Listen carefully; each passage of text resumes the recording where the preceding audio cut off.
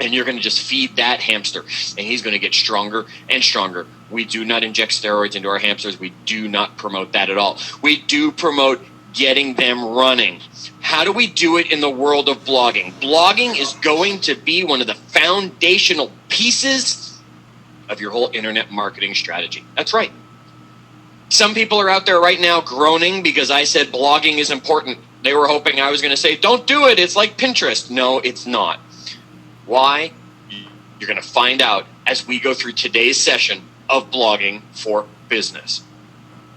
Well, folks, the first thing we want to do as we're going through our blogging world is we want to write blogs to be found.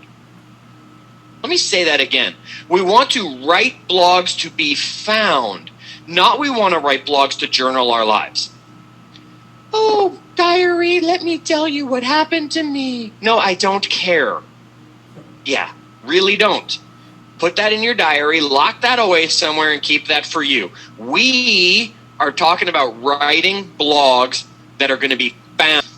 A blog is just a website. So stop thinking about it as this complicated thing.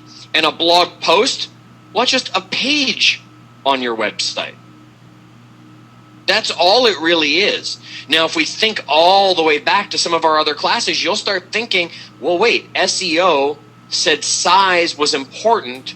Google looked at that, bigger was better. So if I add more blog posts, that means I'm making my website bigger. Right, you got it. Today we're talking organic. Now, I mean organic results, not organic foods that you're eating. Organic SEO is the stuff that shows up without you paying for it. That's the easiest way to define that for you. Organic SEO, search engine optimization, is the stuff that shows up without you paying anybody for it, which means it shows up in the middle of the screen, which is where more people click. Kind of like this. This is organic SEO. It's not the paid ads across the top. It's the other ads that are on the bottom here. I want you to notice something here. You got paid ads across the top of this, the first three, and then it jumps into some information.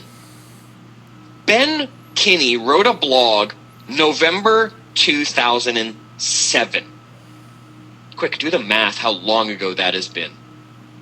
November 2007, and it still ranks number 4. So don't stress the changes that you keep hearing with SEO. Just write good content and follow the rules we're going to talk about today, and you don't have to worry about the changes Google makes, because 6 years later, you can still be ranking on page 1. Now, Chris always says to us, Chad, tell them how it's going to make them money. Okay, you're going to write a blog. It's going to show up on page 1 of Google. People are going to search for information. They're going to find your blog. They're going to click on your blog. You're clearly the expert. They work with you. Bada bing, bada boom, we're out. Bob's your uncle. Actually, Bob works over at Active Rain. Folks, I'm talking about how simple this really is. Stop writing blogs for people to comment on your lives. Start writing blogs to be found. Let's keep going. Talk a little bit more about how important it is. People are like, well, why should I bother writing blogs, Chad? Well, let me tell you this. Here's a little feedback that came to Active Rain for a contest that we helped them run. And the comment here from Herman says, thank you, Bob. You know, that contest forced me to write a blog post that landed me a buyer for a $2.5 million home. Folks, forced me to write a blog post that landed me a buyer for a $2.5 million home. You're all doing it right now. I can feel it over the computer. You're calculating your commission on that $2.5 million blog. Yeah, it's that good. It's that important. Let's show you some other things that we've gotten some people from Erica and from Victoria saying I listed a $350,000 farm and sold it, and both buyer and seller found me from my blog.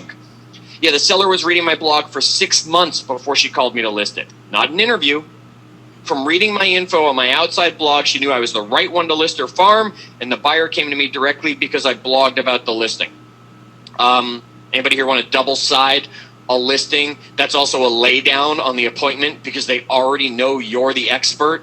Or how about got a lead from a 2-year-old blog I did for a Connecticut property last week. Spoke to them, and it turns out they were also interested in a Florida property.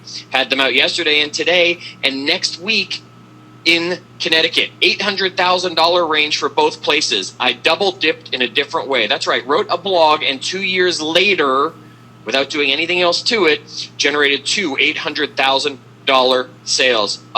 Folks, it's that simple. So why do top agents bother to take the time and blog? Why do they do it? Some of the agents that are out there, well, they're too busy. They don't have time to blog. No, please be clear as we go through this today. You can either be a blogger that sells real estate, or you can be a realtor that blogs. You want to be the latter. You want to be a realtor that blogs. And by following the steps we're going to talk about today, you're going to limit your time, limit your wasted energy, and you're going to blog properly to bring yourself business to work around your business. Don't be a blogger that blogs all day long and wonders why you never sell a home. The first reason that top agents blog is to be found online. Write articles that people are going to find via the internet, and most importantly, Google. Because Google is the portal to the internet for so many people. So, write articles that people will find via the internet. Scribble down on your notepaper beside you right now 2 or 3 articles you could probably write right now that are important to your area that I wish I knew if I were living where you live. The second reason is to position themselves as an expert in a field or a geographic location. Make sure you're the expert in waterfront homes, in farms, in, I don't know, condos, in luxury high-rise living in your downtown area. Whatever it's going to be, position yourself as an expert. First-time home buyers, for sale by owners, homes on golf courses. One of those struck a chord with you. This is the way for you to become the expert. And thank you all that are currently sharing with me successes that you've had on your blog. I'm seeing them all coming across the screen right now. Fantastic. The third reason that top agents take the time to blog is to advertise and market their listings. Folks, don't you want to market your listings? Don't you want to advertise your listings? Well, blog. Don't rely on other people to promote your stuff and find it in the MLS. Wouldn't you prefer to generate the buyer yourself? Wouldn't you prefer to have people contact you about it and say, oh gosh, Michelle, that home's not right for me. I'd love to buy another and you're awesome. Okay. We'll help you over here then. Come on, folks. Don't miss out on these opportunities. And the fourth reason that top agents blog is to generate traffic and create links to their websites. Oops, there we go, tying it all back together again. Go back to our SEO classes that we've been talking about the last 2 weeks and learn how important blogs are. Because blogs develop links, and links are gold. So if you're building new blogs and blog posts, why aren't you building links in there to show Google the powerful links we have been talking about? Make sure you are taking the opportunity. Oh, here's a little tidbit we're going to share with you. How about you don't want to write your own blog? You know what, Chad? I don't have time to write my own blog. I don't want to write my own blog. Okay, hire local. Ooh, there's an idea. Hire from your college. Hire seniors at your high school in your area. Pay them a small amount per blog post. They're happy to make summer money. They're happy to make gas money. They're happy to make beer money.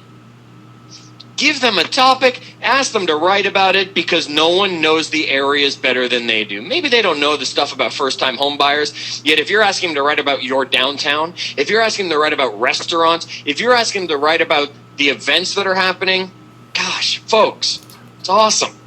They know it better than anyone. And if you're offering anywhere from $5 to $10 a blog post, they'll whip them off for you, and they'll walk away with $50 or $100 from you, and you're finding yourself with another 10 to 20 blogs in hand. Yeah. You don't want to write them? Hire others. Stop going and hiring people that are national blogging syndication sites. Why? Because your blog's the same as his blog, the same as her blog, and the same as my blog then. And we know what duplicate content means. Before we move on, we have to dissect a blog. So let's talk about the parts of a blog. Let's break our blog down to pieces. Let's make sure we understand all the pieces of a blog. So we've talked about this in our SEO class when we covered keywords, and they are so important in the world of blogging. If you start at the bottom of the pyramid here, the base, the heavy stuff, you're going to get those keywords that we call the top 10.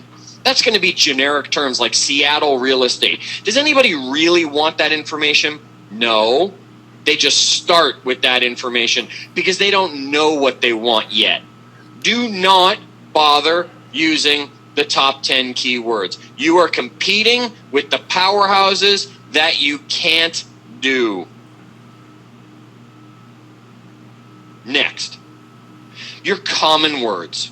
Your common keywords are going to be things like Bellingham Homes, Summerlin Homes, Green Valley Homes. These are going to be different areas. People now realize I don't want Seattle, I don't want Las Vegas, I want specific because I'm starting to learn the area and look around. These become your common words. You're okay to start working in this area.